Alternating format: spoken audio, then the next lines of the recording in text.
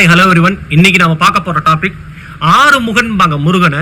அந்த ஆறுமுகன் அப்படிங்கிற வார்த்தைக்கு அர்த்தம் என்ன? அந்த ஆறு முகத்துக்கும் ஒரு முகத்துக்கும் ஒரு குணாதிசயம் இருக்கு. அது நிறைய பேருக்கு தெரியாது. நிறைய பேர் முருகன் வழிபாடு பண்றவங்களுக்கே தெரியாது.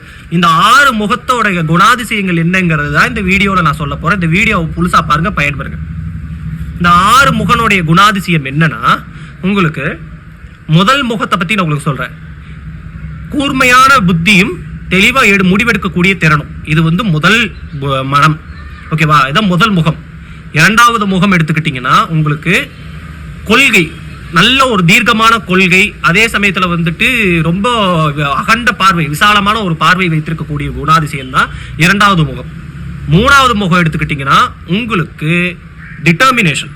நான் எடுக்கக்கூடிய முடிவுல நான் தீர்க்கமா இருக்கிறேன், அதுவும் இல்லாம நான் கடைசி வரைக்கும் என்ன ஆனாலும் சரி இதை நான் செஞ்சே தீர்வேன் அப்படிங்கிற அந்த தீர்க்கமான ஒரு தன்மை தான் மூணாவது முகம், டிட்டர்மினேஷன்.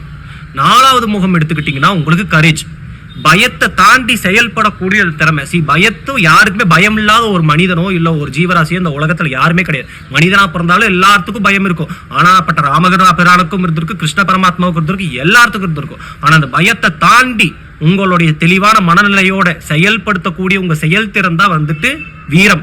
இந்த வீரம் நாலாவது முகம். அஞ்சாவது முகம் எடுத்துக்கிட்டீங்கன்னா, உங்களுக்கு டிரான்ஸ்மியூட்டேஷன் ஆங்கிலத்துல. டிரான்ஸ்மியூட்டேஷன் பியூரிஃபிகேஷனோட இன்னொரு இதுன்னு வச்சுங்களேன் மீனிங். இப்போ உங்க வாழ்க்கையில இருக்கிறதுலயே மோசமா இருக்கக்கூடிய சூழ்நிலைகளை கூட, மோசமான நிகழ்வுகள் கூட உங்களுக்கு சாதகமா உங்களுடைய பலமா மாற்றக்கூடிய அந்த திறன், இது அஞ்சாவது முகம். பாருங்களேன் எவ்வளவு அழகா இருக்குது இதோட அர்த்தங்கள்லாம்.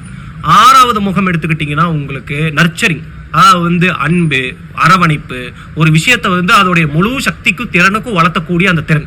இதுதான் ஆறு முகனுடைய குணம். ஓகேவா? அந்த ஆறு முகங்களும் இந்த ஆறு குணங்களை கொண்டது. இந்த முருகனுக்கு இந்த ஆறு குணங்கள் இருக்குங்கிறதுக்காக தான் ஆறு முகம் இருக்குங்கிறத சிம்பாலிக்கா சொன்னாங்க.